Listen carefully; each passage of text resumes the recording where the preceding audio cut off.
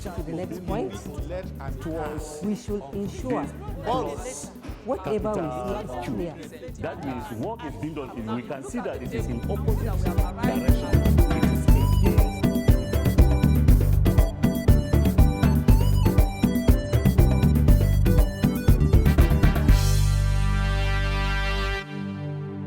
Hello, my learners at home.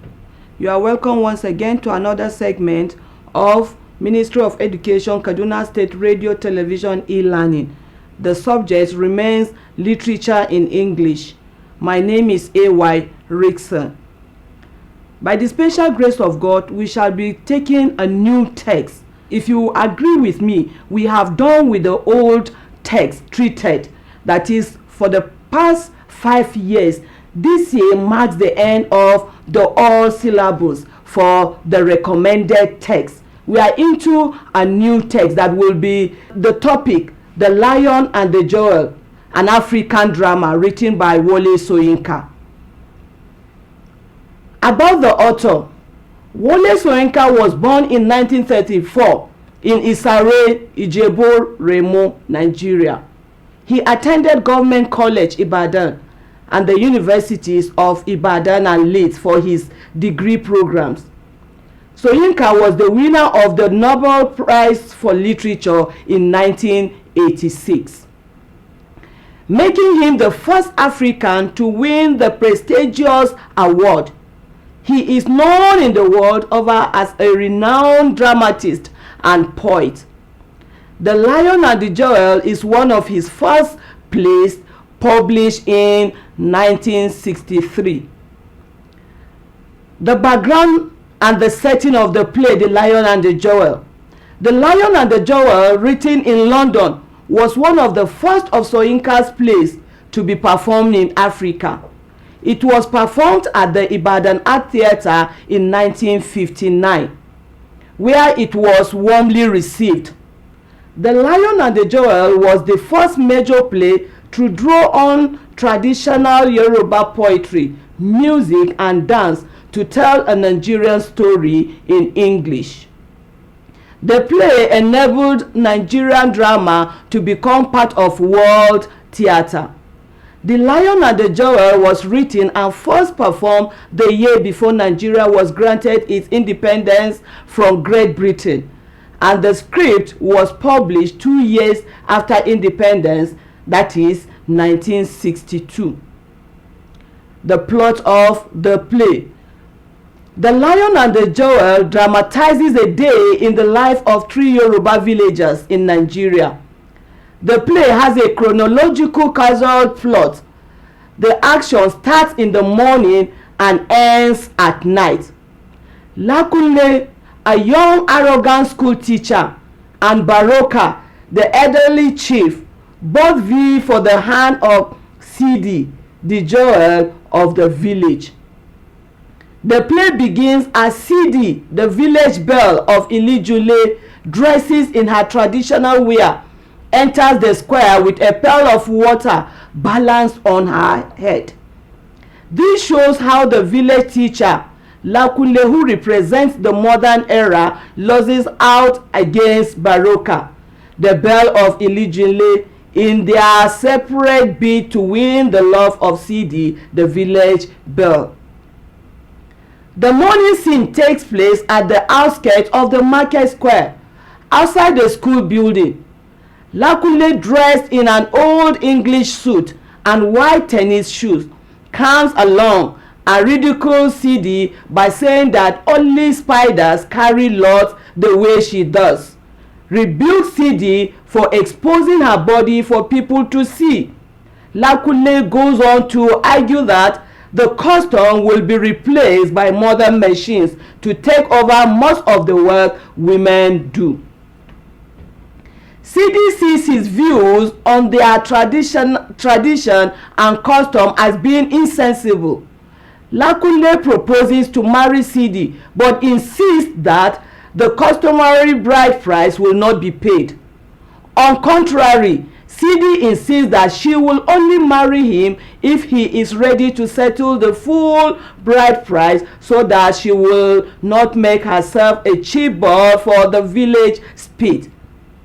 Lakunle considers this custom as being not only barbaric and outdated but savage and ignoble. Sidi sees Lakunle's modern project as a mere hallucination. A photographer. The man from the outside world visited Ilijile to take photographs of Sidi. Here the scene is recreated. The pictures now featured extensively in a magazine, which is a sort of toast to the whole world. Baroka also features in the magazine, but little attention is given to him as he is seen therein near the village latrine. Bell does not like the insignificant attention given to him. Sidi is full of herself because of her prominent appearance in the magazine. She becomes the talk of the town and the village beauty who has brought fame to the village. Sadiku, the old woman, sends emotional greetings to Sidi and discloses to her of the Bell's intention to marry her. Lakunle dissuades Sidi from accepting such an offer. But Sadiku convinces Sidi to marry Baroka, just as Sidi continues to press herself. Sadiku tells her that being the Bell's last wife is an honor because when the present Bell dies, she will be married to the new Bell with the privilege of living in the outhouse. At the end of it all, the lion tricked her and was not important at all. So he raped Sidi and took her virginity. We are going to see the themes. There is no how you have a work without a theme. The theme gives reasons why the writer writes. Tradition versus modernity. One of the major themes of The Lion and the Jewel is the clash or conflict between traditional Yoruba customs and Western culture. This is seen in the conflict between Baroka the lion and Lakunle for Sidi the jewel had in marriage. Lakunle represents the modern Nigerian man. He wears Western clothing, has been educated in a presumably British school, and wants to turn his village into a modern paradise like the city of Lagos. Lakunle doesn't just admire and cleave to Western values. He actively and loudly despises the traditional customs of his village and the people who support them. 2. Verbal trickery and flattery. The Lion and the Jewel is filled with instances of trickery and flattery. The characters Lakunle and Baroka use trickery and flattery to create false impression of superiority and convince others to support their goal. The play shows how powerful words can be in achieving one's goal. Lakunle delights in using high-sounding words to try and impress Sidi and other villagers. While he grasps of the English language makes him feel powerful, in reality, it only makes him look like a fool. For example, when Lakunle described the custom of paying bride price as excommunicated or redundant, this shows that Lakunle doesn't have a complete grasp of English. 3. Self-assumption or self-satisfaction. As the village belle, Sidi is highly satisfied in herself. She knows her worth is tied to her beauty, and she wastes no time reminding Lakunle and other villagers that she is beautiful. However, when the stranger captures Sidi's beauty on film and returns to Ilijile with photographs, Sidi's self-assumption grows highly. She glories in her photographs and says Baroka only wants her because she is famous and has brought so much honor to the village. Female subjugation. The play shows how female gender is subjugated in African society. Women are overlabored in the society. They carry lots and do all sorts of manual jobs. At the beginning of the play, Sidi is carrying a pearl on her head. Lakunle admonishes her that she should not carry things on her head because her neck will be squashed. The female subjugation can also be seen in Sidi, a young lady of her age, to be married by a 62-year-old Baroka just to boost his ego.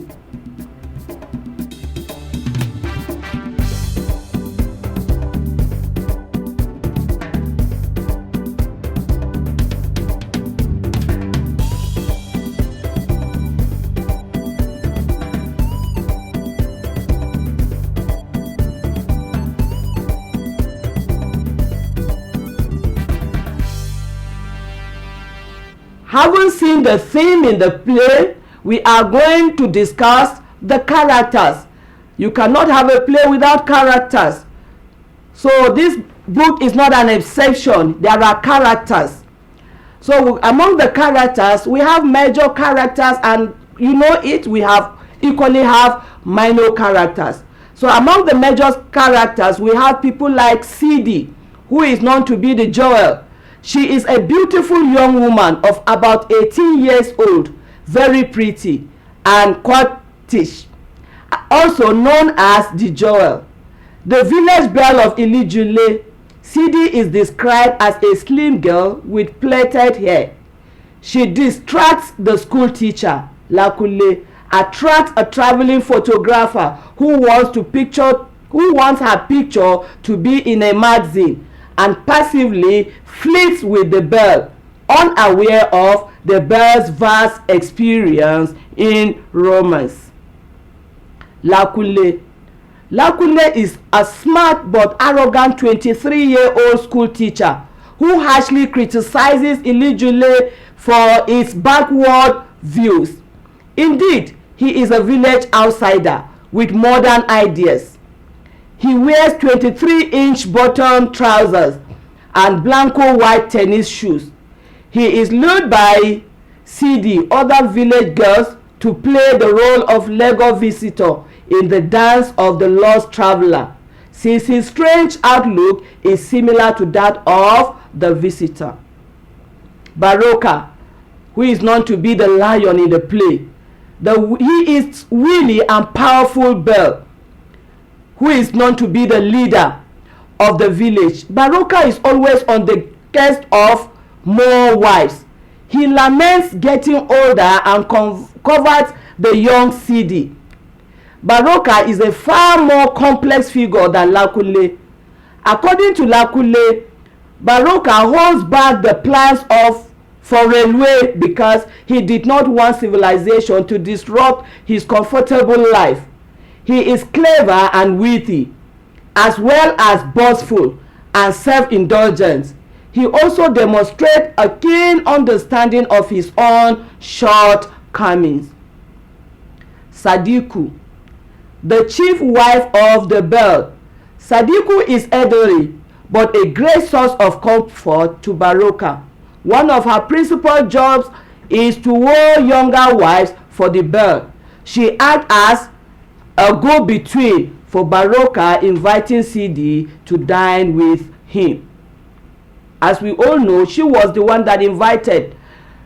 The belle sent her to invite Sidi to dine with the Baroka. Favorite. She is the belle's current favorite wife, who is tasked with plucking out his armpit hairs. She tries to please him, but she is informed by the belle that she has no time to improve her affection because he is taking a new wife. The stranger, a photographer who came to Ilijule and took many photos of the village and its inhabitants. He was captivated by Sidi and published images of her that are stunningly beautiful. The surveyor, he is an outsider, a white man who is planning to build a road through the village. He is heading the building of a railway through the village. Baroka bribes him to abandon the project, which he did. The wrestler, He is Baroka's headman. The role of the wrestler is to help Baroka in his regular exercises to keep fit. There is no how we treat a text without going through the significant features. So, the significant features of the play, The Lion and the Jewel, will be discussed as follows. The structure. The Lion and the Jewel dramatizes a day in life of 3 Yoruba villagers in Nigeria. The plot does not follow a conventional dramatic division of act and scene. Rather, the play is divided into 3 segments: morning, noon, and night. Each period within the day waves up into the plot of the play. All the actions are lumped into a single day. In the morning, Lakunle accosts Sidi as she passes by his school. Sadiku tries to warn Sidi to Baroka at noon. By night, Sidi has been lured to Baroka to be deflowered and married. Humor and high-sounding words. Lakunle is an extremely humorous character. His foibles and flaws blatantly on display. First, he is extremely arrogant and proud. He is always talking and trying to impress Sidi with his words. When Sidi teases him by asking why he stopped naming synonyms for savage, he earnestly replies, "I only own the shorter companion," that is the small dictionary. Sidi calls him on that, saying, "You talked and defend me with words which always sound the same and makes no meaning." Sarcasm. Sarcasm is greatly used in the play. Lakunle makes use of sarcasm in his first encounter with Sidi. Lakunle looks out the window, then shuts it and comes outside to meet Sidi. Lakunle tries to help Sidi with her pearl, but she refuses. He says to Sidi that she ought to cover her shoulders because people look at her and lust after her. Symbolism. There is also the use of symbolism in the play. The magazines that the stranger brings to Elijule featured photographers of the village and its residents, including 3 full pages showing images of Sidi.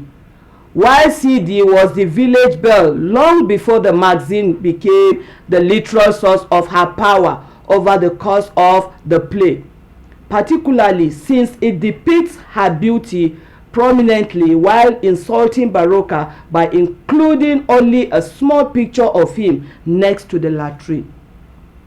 Postage stamp. Postage stamps, specifically the ones that Baroka plans to print featuring Sidi's photograph, are symbolic of the most effective way, at least in Soyinka's opinion, for Africa to modernize, unlike railways or unions which Baroka sees being forced on him. Stamps and the development of a postal system represent a way to embrace progress and modernity without completely upending or forsaking Ilijule's current way of life. Play within a play, which can be called flashback. Play within a play is a play that is being performed in the confines of another play. The characters of a play watch a play being performed for them. The characters in the play are the intended audience. Example, the episode that captures the dance of the lost traveler, dance of virility, the bribing of the white surveyor to divert the railway from Elijule all serve as play within a play. The plays are performed by the characters to entertain themselves. The audience outside the play watches the play, while within the play, the characters are audience that watch the play. That is the play within the play. Mime and gesture. Mime involves an action without a speech. The story of how Baroka was said to have foiled the attempt by the Public Works Department to build a rail across Elijule and thus bringing civilization to the remote village is narrated by Lakule to Sidi through mime.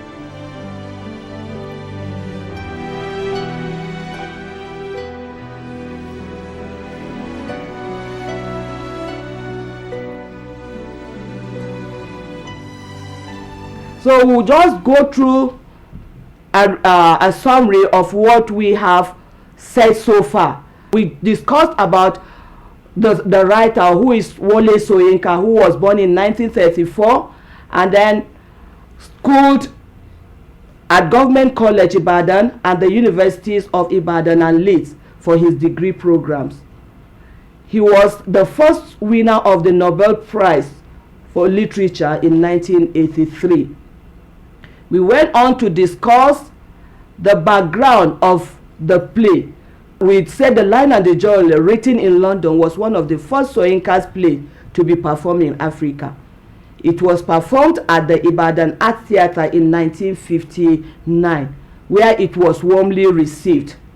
The Lion and the Jowl was the first major play to draw on traditional Yoruba poetry, music, and dance to tell a story in English. We equally discussed about the plot of the story, which is The Lion and the Jowl, which dramatizes a day in the life of 3 Yoruba villagers in Nigeria. The play has a chronological causal plot. The action starts in the morning and ends at night. Lakule, a young arrogant school teacher, and Baroka, the elderly chief, both vie for the hand of Sidi, the Jowl of the village. We equally discussed the theme in the play. One of the themes is tradition versus modernity. So The Lion and the Jowl is the clash or conflict between traditional Yoruba custom and Western culture. This is seen in the conflict between Baroka, who is the lion, and Lakule for Sidi, who is the Jowl, hand in marriage. Lakule represents the modern Nigerian man. We equally discussed the features of the play, among which we talked about the structure. The Lion and the Jowl dramatizes a day in life of 3 Yoruba villagers in Nigeria. The plot does not follow a conventional dramatic division of act and scene. Rather, the play is divided into 3 segments: morning, noon, and night. Each period within the day weaves up into the plot of the play. All the actions are lumped into a single day. In the morning, Lakule accosts Sidi as she passes by his school. Sadiku tries to woo Sidi to Baroka at noon. By night, Sidi has been lured to Baroka to be deflowered and married. Before we go on, I will leave you with an assignment. I want you to copy the assignment. Make sure you do the assignment. 1. Give a detailed account of the play, The Lion and the Jowl. Give a detailed account of the play, The Lion and the Jowl. 2. How are women represented in the play? How are women represented in the play? 3. Lakule should have married Sidi. Give your opinion. Lakule should have married Sidi. Give your opinion. I'll take it again. Give a detailed account of the play, The Lion and the Jowl. Give a detailed account of the play, The Lion and the Jowl. 2. How are women represented in the play? How are women represented in the play? 3. Lakunle should have married Sidi. Give your opinion. Lakunle should have married Sidi. Give your opinion. I remain A.Y. Rickson, your literature teacher.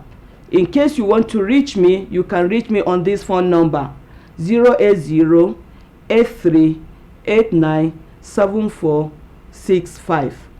080-8397-3465. Stay safe, keep learning. Till we meet in our next lesson. Goodbye for now.